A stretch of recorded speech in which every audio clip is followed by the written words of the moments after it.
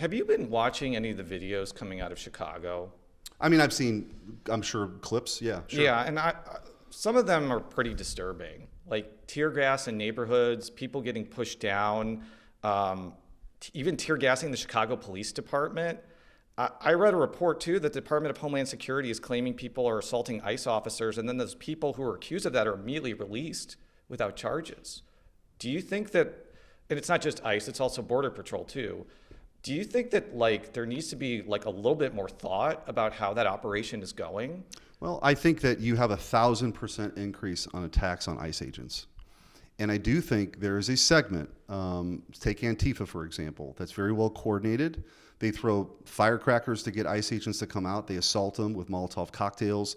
So these agents are under a lot of duress and a lot of stress because they're being attacked at a level we've never seen before, all for doing their jobs. And I think what this is really about is there's a lot of people that just don't want immigration enforcement at all, and this rage is coming out on the streets. And so I think they should be protected. Obviously, I think they should abide by all protocols, but they have an important job to do, which is to enforce our federal immigration laws. And I think the violence we've seen on federal ICE agents is really disturbing. You saw that in Los Angeles, you've seen that in Portland, and you see it in Chicago. So here's a dispatch from the economist Daniel Knowles. The preliminary injunction hearing in Chicago is just like normie white liberal after normie white liberal, describing how federal agents beat them, shot at them with pepper balls, pointed guns at them, threw flashbangs and tear gas at them. To be clear, it was absolutely not all white witnesses.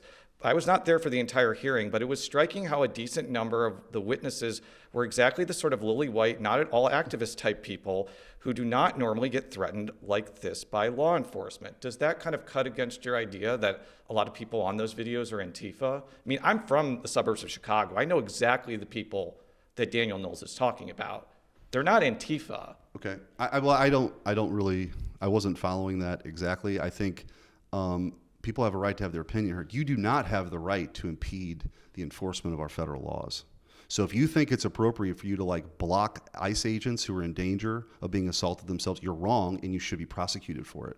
So I don't have any problem with so if you want to protest in the town square and you have an opinion about how ICE agents are conducting their jobs, this is America, God bless you. But that's not what's happening, Jason. There are people who are outside federal office buildings where ICE agents are located. There are people who have safe houses who they run to after they assault ICE agents in a coordinated campaign of terror and violence. And so if you want to have the position that we shouldn't be enforcing federal immigration laws, then change the laws. But right now we have a president that's going to go do that. And I would also point this out. Bill Clinton deported 12 million people.